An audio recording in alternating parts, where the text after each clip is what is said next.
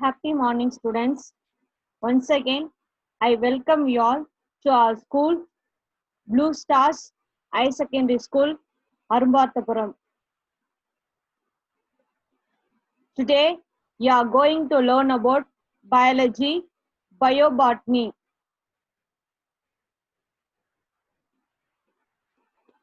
Unit 1, Diversity of Living World. Lesson 1, Living World. First, learning objectives. First one, the learner will be able to first differentiate living and non-living things. உயிருள்ளவைக்கும் உயிரற்றவைக்கும் என்ன வேறுபாடு அப்படின்றத முதல்ல பார்க்க போறோம். Second, appreciate the attributes of living organisms. Living ஆர்கானிசத்தோட பண்புகள் என்ன அப்படின்னு பார்க்க போறோம். Third one, compare the different classifications proposed by biologists. வகைப்படுத்துதல்ல என்னென்ன வகைப்பாடுகள் இருக்கு அப்படின்னு பார்க்க போறோம். Fourth one, recognize the general characters, structure and reproduction of bacteria. பாக்டீரியாவோட பொதுவான பண்பு, அதனோட அமைப்பு, அதனுடைய ரீப்ரொடக்ஷன், இனப்பெருக்கத்தை பத்தி பார்க்க போறோம். Fifth, identify the characteristic features of archibacteria, cyanobacteria, mycoplasma and actinomycetes. Next one, archaebacteria, cyanobacteria, mycoplasma மற்றும் ஆக்டினோமைசிட்ஸ் உடைய பண்புகள் என்ன அப்படின்னு பார்க்க போறோம். Seventh one, describe the characters features of fungi. பூஞ்சைகளோட பண்புகள் என்ன அப்படின்றத படிக்கலாம். Last one, discuss on the structure and uses of mycorrhiza and lichens. Mycorrhiza மற்றும் லைக்கன்ஸ் உடைய பயன்கள் என்ன அப்படின்றத இந்த பாடத்துல நம்ம பார்க்க போறோம். Next, chapter outline. First one, attributes of living organism. உயிரினங்களுடைய பொதுவான பண்புகள். Second one, virus. Third one, classification of living world. உயிரினங்களுடைய வகைப்பாடுகள் என்ன அப்படின்னு பார்க்க போறோம். Fourth, bacteria. Fifth one, fungi. First, the earth and it is living world. Earth was formed some 4.6 billion years ago. It is the life supporting planet which landforms like mountains, plateaus and glaciers etc. நம்மளுடைய உயிர்கோளம் அப்படின்றது புவி சுமார் 4.6 billion ஆண்டுகளுக்கு முன்னாடி உருவானதாகவும், இதுல மலைகள், சமவெளிகள், பனியாறு அப்படின்றவை உயிரினங்களை தாங்கக்கூடிய ஒரு அமைப்பா இருக்கு அப்படின்னு நம்ம பார்க்க போறோம். Life on earth exist with a complex structure is called biosphere. இந்த புவியில உயிரினங்களை தாங்கக்கூடிய ஒரு அமைப்பா இருக்கிற முக்கியமான அமைப்பு biosphere. There exist many mysteries and wonders in the living world. Some are not visible, but the activity of some capture the attention of all. இந்த புவியில மிகவும் அழகான, அதாவது அரிதாக காணக்கூடிய அமைப்புகள் இருக்கு. அதுல ஒரு சிலது வெளிப்படும், ஒரு சிலது வந்து பாத்தீங்கன்னா வெளிப்படாம இருக்கும். பட் அதுக்கான ஃபங்க்ஷன்ஸ், ஆக்டிவிட்டி எப்பயுமே நடந்துகிட்டே தான் இருக்கும். For examples, the responsible of sunflowers to the sunlight. சூரியகாந்தி பூ பார்த்தீங்கன்னா சூரியன் வெளிச்சம் வரும்போது மட்டும் தான் அதனுடைய ஃபங்க்ஷன் ஸ்டார்ட் ஆகும். Next one, the twinkling firefly in the dark forest. மின்மினி பூச்சிகள் வந்து பார்த்தீங்கன்னா இருட்டான அமைப்பு இடத்துல அதிகமாக காணப்படும். the rolling water droplets on the surface of lotus leaf. தாமரை இலைகள் மேல தண்ணீர் வந்து பாத்தீங்கன்னா கரெக்டா ரவுண்ட் ஷேப்ல அது மேல ஒட்டியும் ஒட்டாம அமைஞ்சிருக்கும். Next one, the closure of the leaf of Venus fly trap on insects touch and a grid that is called prints ink to escape from its predators. அதே மாதிரி பாத்தீங்கன்னா வீனஸ் டயோனியா பிளான்ட்ல வந்து பாத்தீங்கன்னா பூச்சியை பட்ட அது மேல பட்ட உடனே அதை வந்து ஈஸியா பிடிச்சிரும். அதே மாதிரி வந்து பாத்தீங்கன்னா அதுல இருந்து அது தன்னை பாதுகாத்துக்கவும், அதாவது பிரிடேட்டர்ஸ் அப்படின்ற தன்னுடைய எதிரிகளிட்ட தன்னுடைய பாதுகாக்கக்கூடிய அம்சங்கள் அதுல பிரசன்ட் ஆயிருக்கு. From this is the clear that the wonder planets Earth helps both landform and its life. So இதெல்லாத்தையும் பார்க்கும்போது நம்மளோட புவியில மிகவும் அரிதாக கூடிய நிறைய அமைப்புகள் இருக்கு அப்படின்றது கரெக்டா தெரியுது. Next one, have you thought of DNA molecule? What is DNA? DNA means deoxyribonucleic acid. It is essential for the regulation of life and it is made up of carbon, hydrogen, oxygen, nitrogen and phosphorus. Thus, non-living and living things exist together to make our planet unique. நம்ம எல்லாரும் சின்ன வயசுல இருந்து படிச்சிருப்போம் DNA. DNA means deoxyribonucleic acid. இது நியூக்ளியஸ்ல present ஆயிருக்கும். இதுதான் வந்து பாத்தீங்கன்னா மரபு பண்புகள், அதாவது பேரண்ட்ஸ்ல இருந்து டாட்டர்ஸ்க்கோ இல்ல சன்ஸ்க்கோ இல்ல நியூ பிளான்ட்ஸ்க்கோ ஜெனட்டிக் கேரக்டர்ஸை பாஸ் பண்ற ஒரு இம்பார்ட்டன்டான ஸ்ட்ரக்சர்ஸ். இந்த டிஎன்ஏல என்னென்ன இருக்கு அப்படின்னு பாத்தீங்கன்னா carbon, hydrogen, oxygen, nitrogen and phosphorus எல்லாமே பிரசன்ட் ஆயிருக்கு. நம்மளோட ஏர்த்லயும் பாத்தீங்கன்னா living and non living things வந்து பாத்தீங்கன்னா ஈக்குவலா இருக்கும், யூனிக்கா. எந்த அளவுக்கு லிவிங் திங்ஸ் இருக்கோ at the same time non living திங்ஸும் அதுக்கேற்ற மாதிரி அமைப்பா இருக்கும். According to a survey made by Mora et al 2011, the number of estimated species on earth is 8.7 million. மோரா மற்றும் அவங்களோட ஃப்ரெண்ட்ஸ் எல்லாரும் 2011ல செஞ்ச ரிசர்ச்ல வந்து பாத்தீங்கன்னா ஏர்த்ல 8.7 மில்லியன் ஸ்பீஷியஸ், அதாவது சிற்றினங்கள் வாழ்வதா அவங்க சொல்லியிருக்காங்க. The living world includes microbes, plants, animals and human beings which possess unique and distinct characteristic features. நம்ம புவியில வந்து பாத்தீங்கன்னா உயிருள்ள தொகுப்புகள் அப்படின்னா ஃபர்ஸ்ட் ஒன் மைக்ரோப்ஸ் நுண்ணுயிரிகள், செகண்ட் ஒன் பிளானட்ஸ் தாவரங்கள், தேர்ட் ஒன் அனிமல்ஸ் விலங்குகள், ஃபோர்த் ஒன் ஹியூமன் பீயிங்ஸ் மனிதர்கள் அப்படின்னு சொல்லிட்டு உயிர் அமைப்பு தனித்தனியா பிரிச்சு வச்சிருக்காங்க. Next one important topic 1.1 attributes of living organism. உயிரினங்களின் பொதுவான பண்புகள். ஃபர்ஸ்ட் ஒன் growth வளர்ச்சி, செகண்ட் ஒன் நியூட்ரியன்ஸ் ஊட்டமுறை, தேர்ட் ஒன் மூமெண்ட் இடப்பெயர்ச்சி, ஃபோர்த் ஒன் ரெஸ்பிரேஷன் சுவாசம், ஃபிஃப்த் ஒன் ரீப்ரொடக்ஷன் இனப்பெருக்கம், சிக்ஸ்த் ஒன் எக்ஸ்கிரியேஷன் கழிவு நீக்கம், எய்த் ஒன் மெட்டபாலிசம் வளர்சிதை மாற்றம் ஆர் வேதியியல் மாற்றம், then last one irritability உட்துணர்வு. These are the attributes of living organisms. All living organism contains 9 kinds of attributes. These are the important characteristic features of all living organisms. இப்ப நம்ம பார்த்த இந்த 9 எல்லா வகையான உயிரினங்களுக்குள்ளயும் பிரசன்ட் ஆயிருக்கும். Next one, growth. First we discuss with growth. What is growth? Growth is an interesting property of all living organisms through which they can increase cell both in numbers and mass. வளர்ச்சி அப்படின்றது எல்லா உயிரினங்களும் காணப்படுகிற ஒரே மாதிரியான பண்பு அப்படின்னு சொல்லலாம். இந்த பண்புனால, இந்த growth நடக்கிறதுனால செல்லுலோட எண்ணிக்கையும் அதனுடைய கெப்பாசிட்டி மாஸ் குரூப்பும் வந்து அதிகரிக்க செய்யுது. Unicellular and multicellular organism grows by cell division. In plants, growth is indefinite and occurs throughout their life. Unicellular and multicellular. What is unicellular? What is multicellular? Unicellular means plants contain only one cell. That is called a unicellular. Multicellular means more than two. That is called multicellular organisms. Plants and animals ஒரே ஒரு செல் இருந்ததுன்னா அதை நம்ம unicellular organism அப்படின்னு சொல்லுவோம். at the same time more than one இருந்ததுன்னா that is called a multicellular organisms.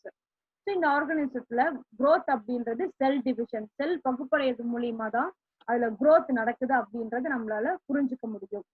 பிளான்ட்ஸ்ல வந்து பாத்தீங்கன்னா growth அப்படின்றது முடிவற்றது. தாவரங்களோட வாழ்க்கை சுழற்சி முடிகிற வரைக்கும், அதனால வாழ்நாள் முடிகிற வரைக்கும் இந்த growth அப்படின்ற வளர்ச்சி நடந்துகிட்டே தான் இருக்கும். In animals, growth is defined and occur from some period. However, cell division occur in living organisms to repair and heal the worn out tissues. Animalsல growth அப்படின்றது ஒரு பர்டிகுலர் பீரியடோட ஸ்டாப் ஆயிடும். மோஸ்ட்லி இந்த growth அப்படின்றது எதுக்கு நடக்குதுன்னா நம்ம ஹியூமன் பீயிங்ஸ்ல இருக்க cells ஏதாவது ரிப்பேர் ஆனாலோ, ஃபார் எக்ஸாம்பிள் ஹீல் இல்லைன்னா ஏதாவது ஊண்ட் வந்துச்சுன்னா அந்த இடத்த கிளியர், அது உள்ள இருக்கிற செல்ஸை கிளியர் பண்றதுக்காக நடக்கிற டிவிஷன் நம்ம என்னன்னு சொல்றோம்னா செல் டிவிஷன்ஸ் அப்படின்னு சொல்லுவோம். Growth in non-living objects is extrinsic. Mountains, boulders, and sand mountains grown by simple aggregation of materials on the surface. Living cells grows by the addition of new protoplasm within the cells.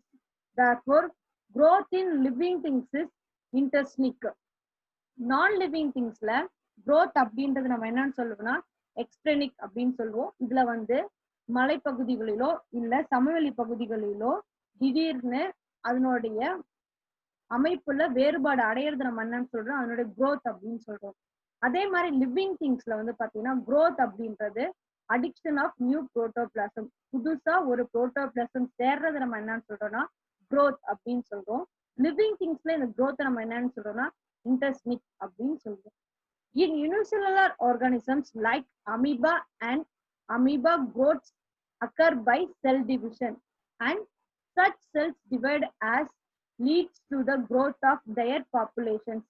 Amoeba bacteria அப்படின்ற single cellular ஆர்கானிசத்துல cell division நடக்கும்போது அது செல் டிவிஷனா மட்டும் இல்லாம அதனுடைய ரீப்ரொடக்ஷனாவும் நம்ம அதனுடைய population increase பண்ற ஒரு ப்ராசஸாவும் நம்ம அதை எடுத்துக்கணும். Hence, growth and reproduction are mutually inclusive events. So, amoeba and bacteria growth அப்படின்றது reproduction கலந்த ஒரு ஈவென்ட்ஸா தான் நம்ம அதை பார்க்கணும். Next one, cellular structure or cell structures. செல்லின் அமைப்பு. All living organisms are made up of cells, which may be prokaryotic or eukaryotic. Cell is the structural and functional unit of all living organisms. செல் அப்படின்றது எல்லா உயிரினோட அடிப்படை மற்றும் புறத்தோற்ற பண்புகளை கொண்ட ஒரு அமைப்பா இருக்கு. இந்த செல்ஸை பேஸ் பண்ணி எல்லா லிவிங் திங்ஸும் நம்ம டூவா டிவைட் பண்ணலாம். First one prokaryotics, then another one eukaryotics. First we discuss with prokaryotes. What is prokaryotes? Prokaryotes are unicellular, lack membrane bounded nuclei and organelles like mitochondria, endoplasmic reticulum, Golgi bodies and so on. Prokaryotic அப்படின்றது unicellular, single cell மட்டும்தான் present ஆயிருக்கும். At the same time, lack membrane bounded nuclei, அதாவது உரையால் சூழப்பட்ட organelles எல்லாம் இதுல present ஆகி இருக்காது.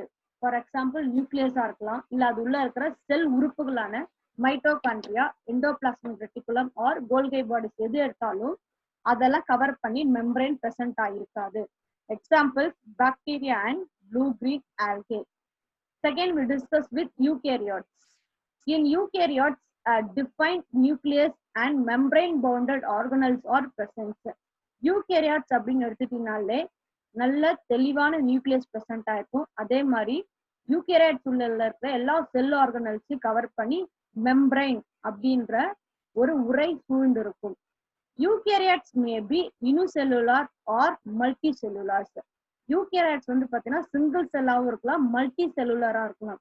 Unicellular example amoeba, multi cellular example oedogonium. யூனிசெல்லுலாருக்கு சிறந்த எடுத்துக்காட்டு அமீபா, மல்டி செல்லுலாருக்கு சிறந்த எடுத்துக்காட்டு oedogonium. Next one, reproduction. Reproduction is one of the fundamental characteristic features of living organism. Reproduction அப்படின்ற இனப்பெருக்கம் எல்லா உயிரினங்களும் இருக்கிற அடிப்படையான முக்கியமான பண்பு. It is the tendency of living organism to perpetuate its own species. Reproduction அப்படின்றது எந்த ஒரு லிவிங் ஆர்கானிசம் இருந்தாலும் தன்னுடைய உயிரினத்தை உருவாக்குறத நம்ம என்னன்னு சொல்றோம்னா ரீப்ரொடக்ஷன் அப்படின்னு சொல்றோம். There are two types of reproductions, namely asexual and sexual. Reproductionல ரெண்டு வகை இருக்கு. ஒன்னு வந்து asexual, then another one sexual. First, we discuss with asexual.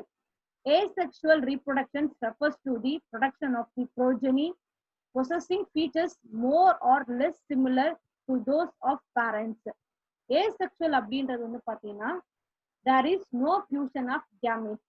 Gamete means there are two gametes present in plants. First one male gamete, then another one female gamete. In asexual reproduction, the gametes are not fused.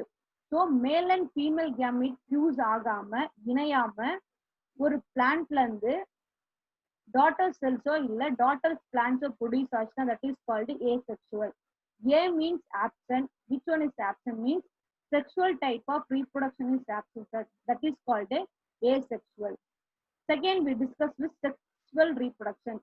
Sexual means the fusion of male and female gamete.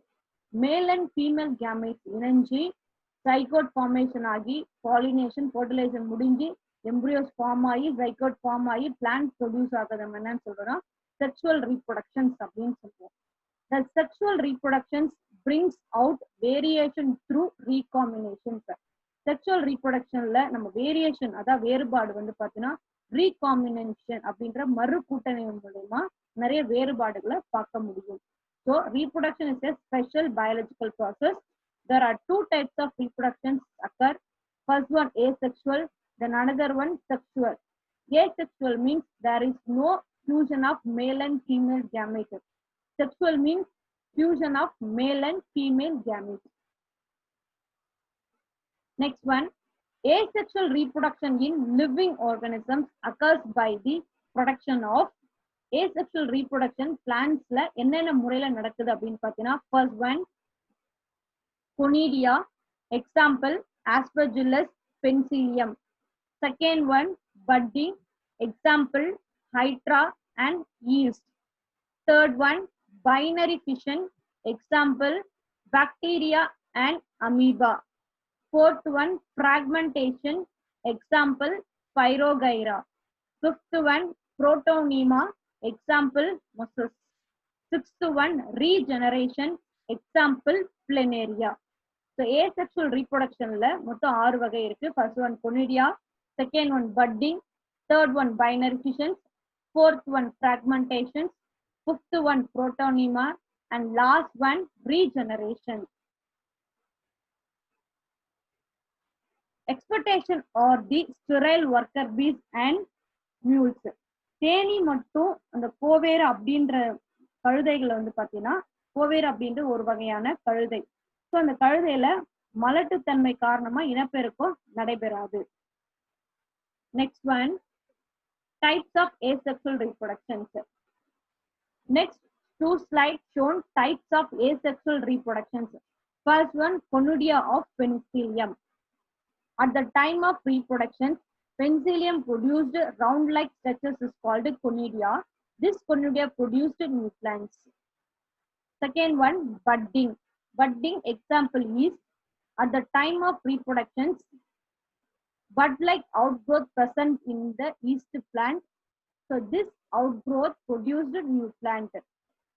And third type, fragmentation in Pyroghyra. Pyroghyra structure is long thread-like structure. At the time of reproduction, this thread-like structure cut into small pieces. Each pieces is called fragments. At the suitable time, the fragments fall on the soil and produce new plant. Pyroghyra அப்படின்றது நூல் மாதிரி இருக்கிற ஒரு அமைப்பு. Reproduction டைம்ல இந்த நீண்ட நூல் அமைப்பு சிறு சிறு துண்டுகளா மாறும். ஸோ அந்த சின்ன பீசஸ் அந்த ஸ்மால் பீசஸ் நம்ம என்ன சொல்றோம்னா ஃப்ராக்மெண்ட் அப்படின்னு சொல்றோம். இந்த ஃப்ராக்மெண்ட் கரெக்டான டெம்பரேச்சர் pH வேல்யூல கிடைக்கும் போது சாயில்ல விழுந்து ஒரு நியூ பிளான்ட்டை ப்ரொடியூஸ் பண்ணும். So the reproduction fragmented depend பண்ணிருக்கிறதுனால that is called fragmentation. And next one, regeneration. Example, planaria. These are all the some examples of asexual reproductions. Next, response to stimuli. Plantsல எப்படி தூண்டலும் துலங்கலும் இருக்கு, எப்படி response இருக்கு அப்படின்னு பார்க்க போறோம். All organisms are capable of sensing their environment and respond to various physical, chemical and biological stimulus. உயிரினங்கள் அனைத்துக்குமே வந்து பாத்தீங்கன்னா சுற்றுப்புறத்தை நல்லா உணரக்கூடிய ஒரு கெப்பாசிட்டி இருக்கு. அது மட்டும் இல்லாம அதுல பிசிக்கலி, கெமிக்கலி ஆர் பயாலஜிக்கலி சார்ந்த தூண்டல் அப்படின்ற அந்த சென்சேஷன் வந்து கண்டிப்பா பிரசன்ட் ஆயிருக்கு. Animal sense their surroundings by sense organs. விலங்குகள் வந்து பாத்தீங்கன்னா தன்னை சுத்தி இருக்கிற என்விரான்மெண்ட்ல நடக்கிற அந்த உணர்வுகளை சென்ஸ், அதாவது எப்படி உணர்றாங்க அப்படின்னு பாத்தீங்கன்னா தொடுறது மூலியமாவோ இல்ல சுவாசிக்கிறது மூலியமாவோ அவங்க அதை உணர்ந்துக்கிறாங்க. This is called consciousness. So இதை நம்ம என்னன்னு சொல்றோம் அப்படின்னு பாத்தீங்கன்னா உணர்வு நிலை அப்படின்னு சொல்றோம், consciousness. Plants also response to ஸ்டிமுலை. அதே மாதிரி தாவரங்கள்லயும் வந்து பாத்தீங்கன்னா இந்த ரெஸ்பான்ஸுக்கு ஸ்டிமுலைக்கு ஏற்ற ரெஸ்பான்ஸ் அவங்களால கொடுக்க முடியும். For example, bending of plants towards sunlight. சூரியனை நோக்கி சூரியகாந்தி பூ வந்து பாத்தீங்கன்னா திரும்புறது. At the same times the closure of leaves in touch me not plant to touch or some examples for responsible to stimuli in plants. எப்படி சூரிய ஒளி எங்க அடிக்குதோ அதை பார்த்து சூரியகாந்தி பூ திரும்புது, சன்ஃபிளவர் மூவ் ஆகுற மாதிரி. நம்ம தொட்ட உடனே டச் மீ நாட் பிளான்ட், தொட்டா சிரிங்கி வந்து பாத்தீங்கன்னா அந்த இலைகளை வந்து சுருக்குற மாதிரி நிறைய எக்ஸாம்பிள்ஸ் வந்து பாத்தீங்கன்னா பிளான்ட்ஸ்லயும் ஸ்டிமுலைஸ் இருக்கு அப்படின்றத நம்ம தெரிஞ்சுக்கலாம். This type of response is called irritability. So இந்த வகையான ரெஸ்பான்ஸ் நம்ம என்னன்னு சொல்றோம் அப்படின்னு பாத்தீங்கன்னா irritability அப்படின்னு சொல்றோம். So these are all the some example of response to stimulus. So stimulus அப்படின்றது பிளான்ட்ஸ்லயும் இருக்கு, அனிமல்ஸ்லயும் பிரசன்ட் ஆயிருக்கு. Next one, homeostasis. Property of self-regulation and tendencies to maintain a state with an external environment which is liable to change is homostasis. So homostasis அப்படின்னா என்ன மீனிங்னா, நம்மளை சுத்தி இருக்கிற சூழலுக்கு ஏற்ப உயிரினங்கள் வந்து பார்த்தீங்கன்னா தன்னை சரி செஞ்சுக்கிற அந்த ஈக்குவலான ஸ்டேஜ் நம்ம என்னன்னு சொல்றோம்னா homostasis அப்படின்னு சொல்றோம். It is essential for the living organism to maintain internal condition to survive in the environment. So இது எதுக்கு யூஸ் ஆகுது அப்படின்னு பார்த்தீங்கன்னா என்விரான்மெண்ட்ல இருக்கிற சூழலுக்கு ஏற்ற மாதிரி, ஃபார் எக்ஸாம்பிள் டெம்பரேச்சருக்கு ஏற்ற மாதிரி நம்மளோட பாடி டெம்பரேச்சர் சேஞ்ச் ஆகிறது. ரெய்னி சீசன்ல அதுக்கேற்ற மாதிரி நம்ம பாடி டெம்பரேச்சர் இன்க்ரீஸ் ஆகிறதும், ஹாட் டேஸ் சம்மர் டேஸ்ல நம்ம பாடியில் இருக்கிற டெம்பரேச்சர் ரெடியூஸ் ஆகிறது, இது எல்லாமே வந்து பார்த்தீங்கன்னா ஹோமோஸ்டாட்டிஸ் அப்படின்னு சொல்றோம். இது வந்து எல்லா உயிரினங்களுக்கும் ரொம்ப முக்கியமான ஒரு அமைப்பு, தகவமைப்பு அப்படின்னு சொல்லலாம். நெக்ஸ்ட் ஒன், மெட்டபாலிசம், வளர்ச்சிதை மாற்றங்கள். The sum total of all chemical reactions taking place in a cell of living organism is called metabolism. Metabolism அப்படின்றது எல்லா லிவிங் திங்ஸ்லயும் நடைபெறக்கூடிய, எல்லா உயிரினங்களும் நடைபெறக்கூடிய ஒரு வேதியியல் மாற்றம், கெமிக்கல் ரியாக்ஷன்ஸ் அப்படின்னு சொல்லலாம். It is broadly divided into two types. So metabolism is classified into two types. First one, anabolism, then another one, catabolism. In this slide shown, differentiate between anabolism and catabolism. What is anabolism? What is catabolism? First one, anabolism, building up process. இதுல வந்து பாத்தீங்கன்னா என்ன நடக்கும் அப்படின்னு பாத்தீங்கன்னா வளர்ச்சிதை மாற்றம் protoplasm மூலியமா கட்டமைக்கலாம். இதுல வந்து பாத்தீங்கன்னா கேட்டபாலிசம் பிரேக்கிங் டவுன் ப்ராசஸ், சிதைக்கக்கூடிய ஒரு process. Next one, smaller molecules combine together to form large molecules. அனபாலிஸ்ல ஸ்மாலர் மாலிகுல்ஸ் எல்லாமே ஜாயிண்ட் ஆகி கொஞ்ச நேரத்துக்கு அப்புறம் லாங்கர் மாலிகுல்ஸா மாறும். But catabolism longer molecules broken into smaller units. So long moleculars எல்லாமே பிரேக் ஆகி ஸ்மால் யூனிட்ஸா, ஸ்மால் சின்ன சின்ன யூனிட்ஸா தனித்தனியா பிரிஞ்சிடும். Next, anabolism chemical energy is formed and stored. So anabolism chemical energy வந்து பாத்தீங்கன்னா உருவாகி அதுல எனர்ஜி வந்து ஸ்டோர் ஆகும். But catabolism the stored chemical energy is released and used. Store பண்ண கெமிக்கல் எனர்ஜியை யூஸ் பண்ணி அவங்க வந்து எனர்ஜி ப்ரொடியூஸ் பண்றாங்க. The next one, anabolism example, synthesis of protein from amino acids. So anabolism example வந்து பாத்தீங்கன்னா protein வந்து amino acids மூலியமா உருவாகுது. So catabolism best example, breaking down of glucose to CO2 and water. So இது big molecule அப்படின்ற glucose உடைஞ்சி carbon dioxide and water மாலிகுல்ஸா மாறுறது நம்ம என்னன்னு சொல்றோம்னா anabolisms அப்படின்னு catabolisms அப்படின்னு சொல்றோம். These are all the difference in between anabolism and catabolisms. First one, breaking up process. anabolism அப்படின்றது ஒன்று சேரக்கூடிய process. catabolism அப்படின்றது உடைக்கக்கூடிய அல்லது சிதைவுறக்கூடிய process. anabolismல வந்து பாத்தீங்கன்னா ஸ்மாலர் யூனிட்ஸ்ல ஒன்னு சேர்ந்து லார்ஜர் யூனிட்ஸா ப்ரொடியூஸ் ஆகும். catabolismல லார்ஜர் யூனிட்ஸ் எல்லாமே உடைஞ்சு ஸ்மாலர் யூனிட்ஸ் ப்ரொடியூஸ் ஆகும். anabolismல எனர்ஜி ஸ்டோர் ஆகும். catabolismல எனர்ஜி ரிலீஸ் ஆகும், யூஸ் ஆகும். ஸோ anabolismல ஸ்மாலர் யூனிட்ஸ் எல்லாம் சேர்ந்து பிக் யூனிட்ஸ் ப்ரொடியூஸ் பண்ண, ஃபார் எக்ஸாம்பிள் அமினோ ஆசிட்ஸ் எல்லாம் சேர்ந்து ப்ரோட்டீன்ஸை ப்ரொடியூஸ் பண்றது. catabolismல வந்து பாத்தீங்கன்னா பிக் மாலிகூல்ஸ் அப்படின்ற குளுக்கோஸ் வந்து கன்வெர்ட் ஆகி உடைஞ்சி ஸ்மாலர் யூனிட்ஸ் ஆன கார்பன் டை ஆக்சைடு அண்ட் வாட்டர்ஸை ப்ரொடியூஸ் பண்றது. So next one, properties of living organisms. First one, movement, இடப்பெயர்ச்சி. Second one, nutrients, உணவூட்டம். Third one, respiration, சுவாசித்தல். Fourth one, excretion, கழிவு நீக்கம். So properties of living organisms. First one, movement. Second one, nutrients. Third one, respiration. And fourth one, excretion are also considered as the properties of living organisms.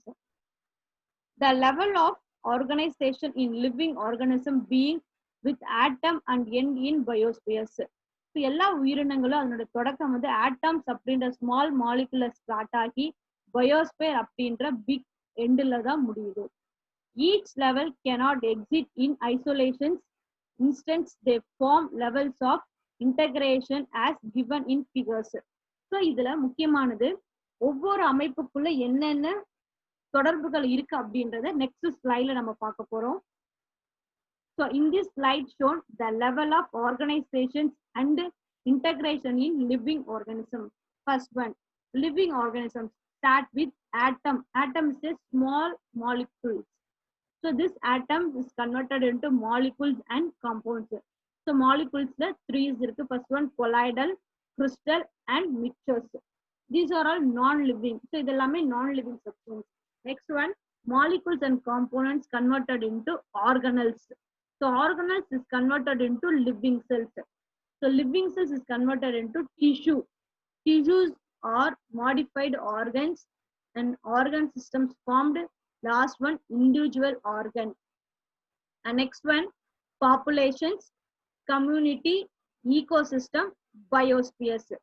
So the level of organization அப்படின்னு எடுத்துட்டீங்கன்னா atoms அப்படின்ற small மாலிகுலை start பண்ணி biosphere அப்படின்ற big ஈகோசிஸ்டோட joint ஆகி நம்ம life முடியறது நம்ம என்னன்னு சொல்றோம்னா the level of organization and integration in living organisms. So in this class we learn first one, attributes of living organisms. First one, earth. Second one,